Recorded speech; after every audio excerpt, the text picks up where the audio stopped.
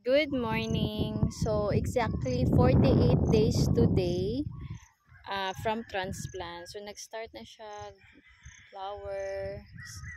Then na siya yung mga bunga. So this is a cluster type variety.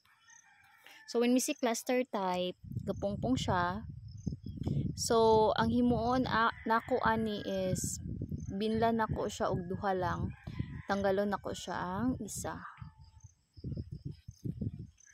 Para mo-focus ang tanan nga nutrisyon dito sa bunga nga dutay para dili siya mo gamay, then the quality mag-maintain ang good quality.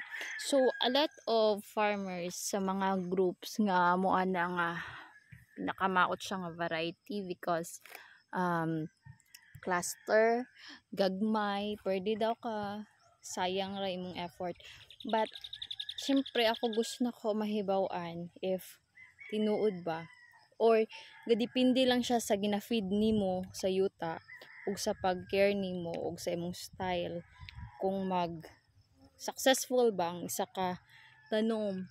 So instead sa katong usually nga tanom nga east-west, nag-try jud ko ani. So far okay pa man. So ang akong style ani nga variety is gipasangan ako siya. Wala ko nag-top pruning.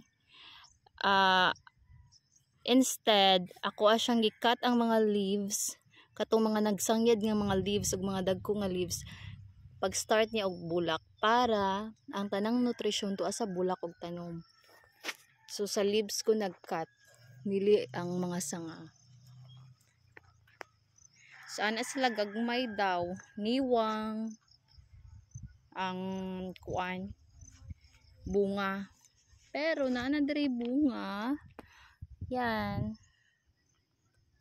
dili pa man jud siya niwang, hapit na siya matambok.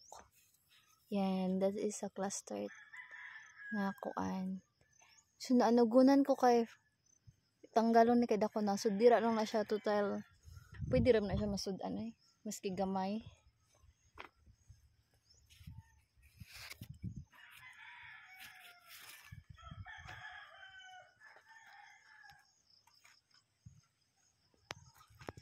Dan. So medyo dako naman. Tapos hami siya.